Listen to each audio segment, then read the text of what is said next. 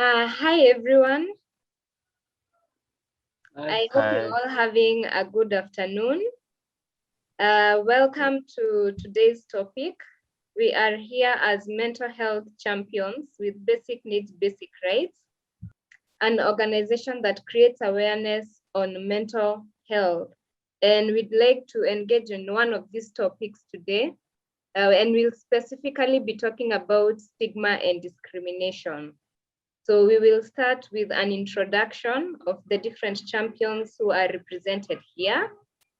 I am Immaculate Wanjiko Karanja, a social media strategist and a digital marketing consultant, and I am glad to be one of the champions with basic needs, basic rights. Another person can go ahead. Edu? Okay. Hello, everyone. My name is Edwin. I'm a champion with Basic Needs, Basic Rights Kenya. I'm a mental health advocate, and professionally, I'm an accountant.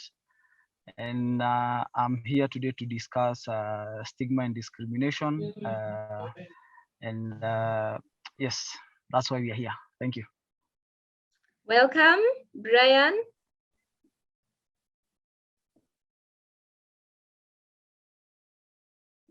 You're muted, Brian. We can't hear you.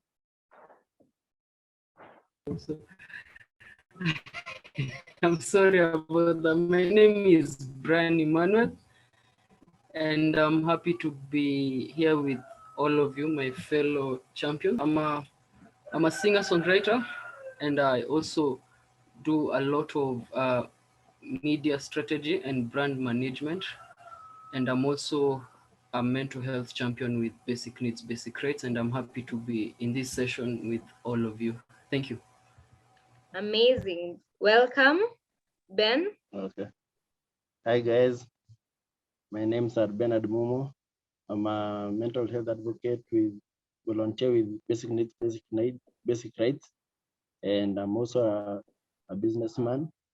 And yeah, that's what my profession is. Thank you. Thank you so much, guys. So today we are going to be talking about stigma and discrimination. Just to mention that we are in May, which is one of the mental health awareness months. And together with several partners, Basic Needs, Basic Rights is participating in a campaign, the Quality Rights Campaign, which is a program done by Ministry of Health in partnership with World Health Organization, just to create awareness on human rights, even in the mental health system. So it deals with how are we advocating for human rights of people with psychosocial, cognitive, intellectual disabilities, and people with mental health conditions.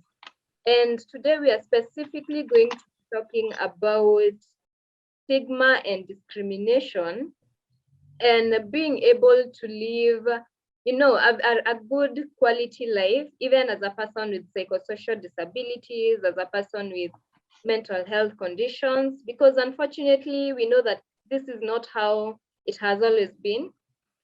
Because of misconceptions and myths, a lot of ignorance and wrong information, it has made these vulnerable groups be treated unfairly, be discriminated, face stigma, and that is what we are going to be talking about. And we will be sharing a part of our experiences with this. So maybe I can hear from the different champions if by any chance they have experienced any kind of stigma and discrimination or ill treatment in any way. Maybe we can start with you, Edu. Well, I personally, for me, I have experienced the stigma, especially at the workplace, and it was in my early years of recovery, and I was starting to really get to know myself in terms of my mental health issues, and trying to get back on the straight and narrow and all that. So it was quite painful because a departmental head said that they didn't want a person who who basically had gone for psychiatric treatment working under them, you get? And that information got to me and it was really painful. But immediately I was very angry, I was mad, I was feeling so bad. But then over time I have come to realize that some of those experiences have actually made me the mental health advocate I am. I'm able to advocate better for people because I have, maybe seen firsthand experience of what those experiences are. And maybe I'm lucky enough, or I'm in a better, or I'm in a position where I'm able to be vocal because I'm very vocal about it. So I think for those people who cannot be vocal, in a way, I'm able to, be like a spokesperson on their behalf, because a stigma really puts you down. It decreases access to quality care. Actually, when you're stigmatized, you won't be able to ask for help. True. That is a fact. So if you don't have a good, strong support system around you when you are stigmatized, and you can be able to discuss with them and they'll be able to understand where you are coming from, it's going to be an uphill task for you to be even, be in recovery for quite some time. So I think that is what I would say about my brief interaction with stigma. Although I can add that in a way, stigma, it happens on a daily basis. A person will make a comment here and there. So especially at the workplace, now I have grown a thick skin. You get, it has brought me to that level where I have to realize that people are either talking from ignorance or others are just out there to spite me. So if you're speaking from ignorance, I'll do my best to give you some information about it. But if you're speaking out of spite and you actually want to make a comment that is going to hurt me, I have really grown to, just let you be, because I cannot control what other people do. Yeah. Thank you so much for sharing that.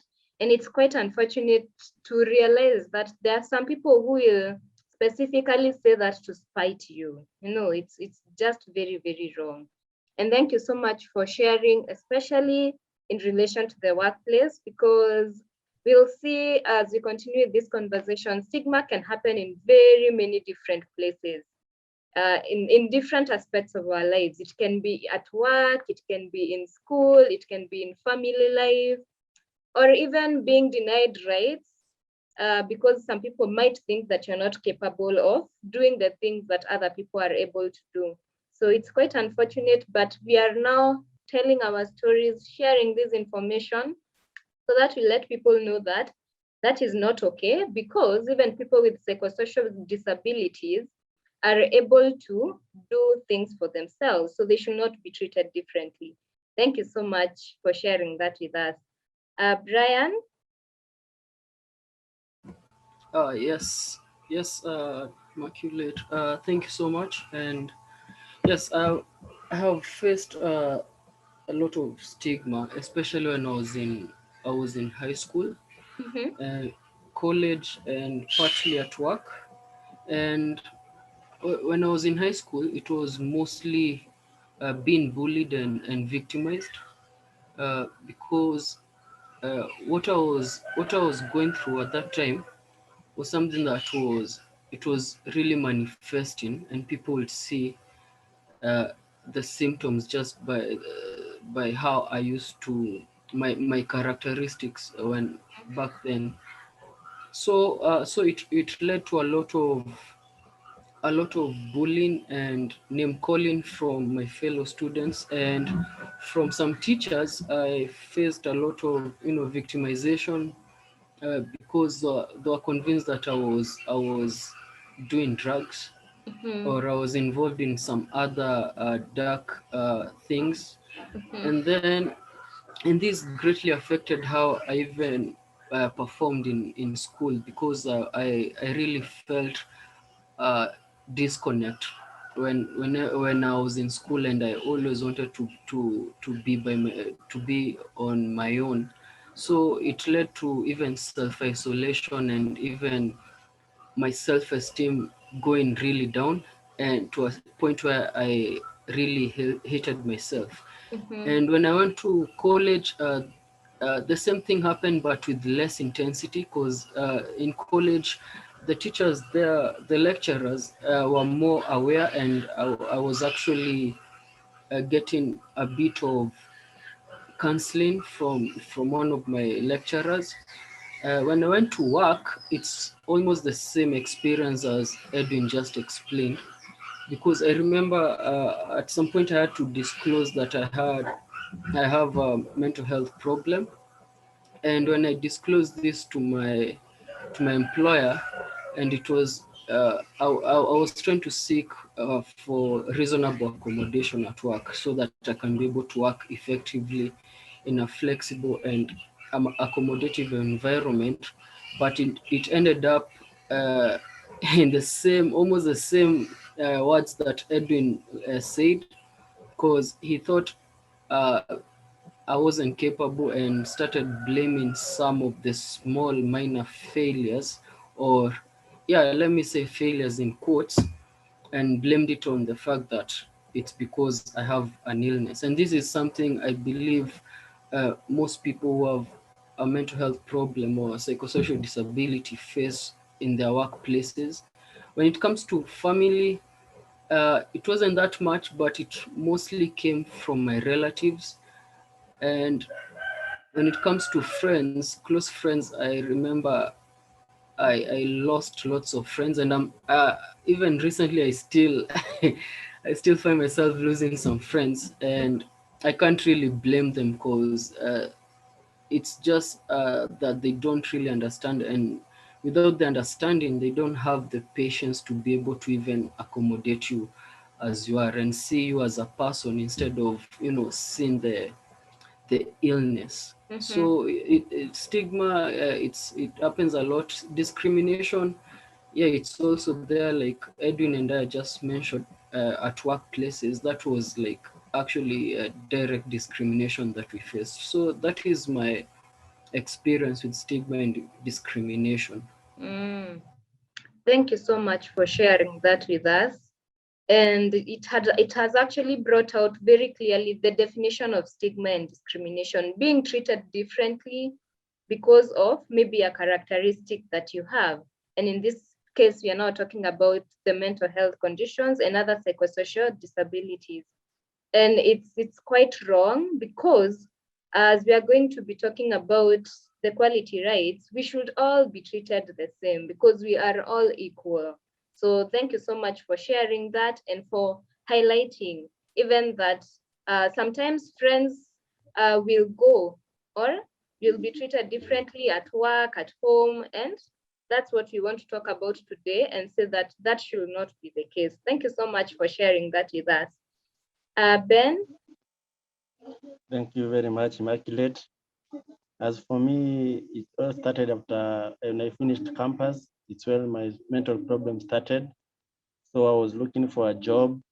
And so one time I found a job at a warehouse. It was very busy, Mm-hmm. and it was demanding. So when I got my relapse at my workplace, my boss could not understand what was going wrong with me. So I could ask for day offs, and then the boss will say you are going too much. Will not understand about mental He did not understand about mental problems. So at my workplace, my supervisors will give me less work. Even when there was promotion, I wasn't given because of my condition.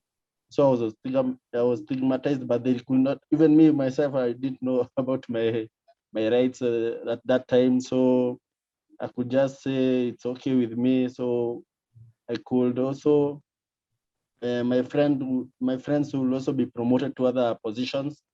And for me, I wasn't promoted because of my condition. I was told that we don't want to stress you to get sick. So my supervisor somehow tried to to motivate me to keep me strong at work, but my manager will not understand me at all. And so one time he just decided to fire me at my workplace. And so I saw it was very hurtful for me. It really affected me because I relapsed again because of that situation. And when I came back to my feet again to look for jobs, I could tell the HR about my condition just in case. So I thought I lost a lot of opportunity because of disclosing about my condition. That's what I usually think about. Nowadays I don't disclose until I get the jobs when I disclose my condition, because many people, I noted many HR do not know a lot about mental problems. So I first get the job, then later I tell them. But after looking for jobs and disclosing my conditions, I got no job. So I decided to be my own boss, and I became a businessman, and I sell movies here at Chimuru. And it is very therapeutic because I usually talk to a lot of people. I've helped a lot of friends who are working with and did not know about my condition. Then it's me, why were you getting sick at work? So I guide them, I tell them and they learn a lot from me. So nowadays, my friends, they're my best friends. And about my family members, they are my biggest supporters. They do not discriminate me. They understand me because sometimes I sleep a lot. They say, hey, Ben is sick. Ben is usually sick, so let him rest a bit. So they understand me. They do not stigmatize my situation. Even my family members, they learn a lot. These days they learn a lot from me. Yeah. So that is my journey about discrimination. Yeah, I think HR people and the managers should be taught about these things about discrimination and stigma so that they can cope with us well. Thank you. Amazing. Thank you so much for sharing that. And as we can see, we all have lived experiences with mental health conditions, but that does not stop us from doing the work that we do. Just as Ben has mentioned, he runs a business. As Edwin mentioned, he's an accountant. And as Brian mentioned, he's an artist. And so it is very unfair of the treatment that people with psychosocial disabilities get because of assumptions like people cannot work, or they're violent, or they can't coexist with other people in the society. And that is where we'd really like to continue creating awareness on these topics. Because if we do not talk about this, the stigma will continue, the discrimination will continue.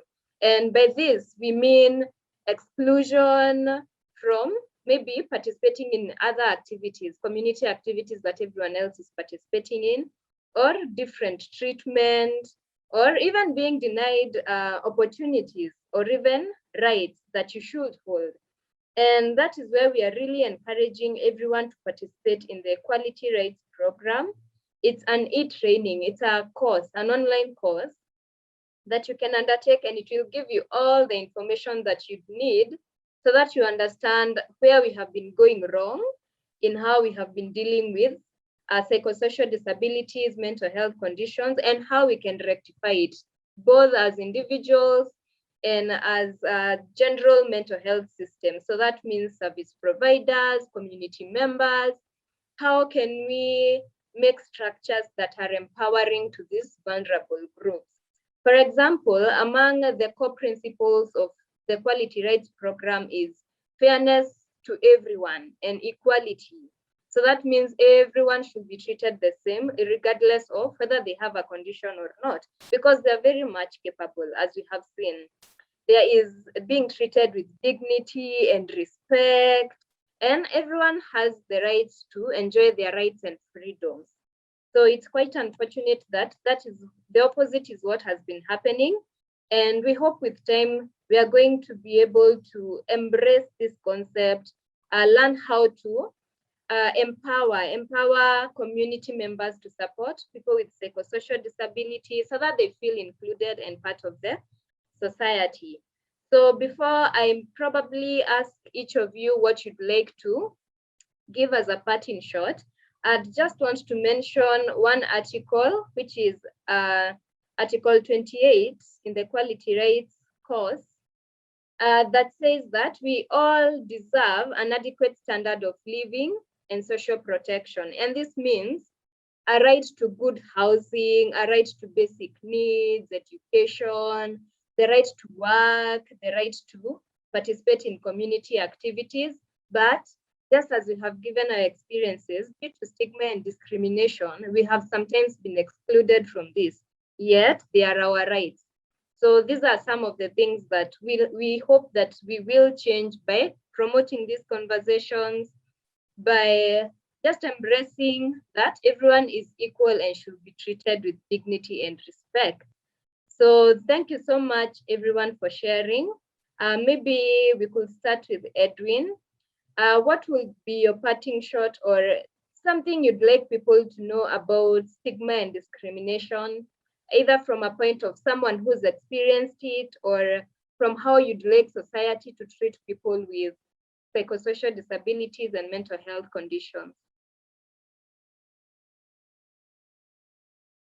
You're muted, you can unmute. Well, thank you very much, Immaculate. One thing maybe, because May is Mental Health Awareness Month, Yes. and it is this month that we focus a lot on mental health issues. But for people like us, mental health is day in, day out, you know. So for the people out there, if you want to support people with mental health conditions and you don't know how, go and look up the quality rights course. Take it. It's very interactive. It's going to open your eyes. I completed mine in June 2019. So and I keep on refreshing and learning every other day about new developments and all that. So I want to ask people who are going to watch these, go sit down, do the quality rights course. It's going to open your eyes in matters mental health. It doesn't. You don't have to be a mental health advocate. You don't have to be in working with mental health circles. You just have to want to learn something new. By learning about quality rights, because it is all about human rights and how people with lived experiences would expect to be treated by society and even by the institutions around them, because institutions are also surrounding us, and institutions also play a big role. So that is one thing that I would like to say. And the last a bit now, this is about stigma that I would like to say, and I think I've said this again and again. When I keep quiet, stigma wins, and I can't let that happen. So even for you out there, don't keep quiet. The minute you do, stigma is going to take lead, and people are not going to be able to, get quality access to care and, live their lives. So let us challenge stigma by speaking up, by sharing our lived experiences, by organizing forums like these, and by being involved in positive conversations about mental health. So thank you so much. Okay, thank you so much, Edwin, for that. Very fast, maybe we can go to Brian and then to Ben. What would you like people to know? Thank you so much, Immaculate. So the first thing I would like to mention, like real quick, when you mentioned about adequate standard of living and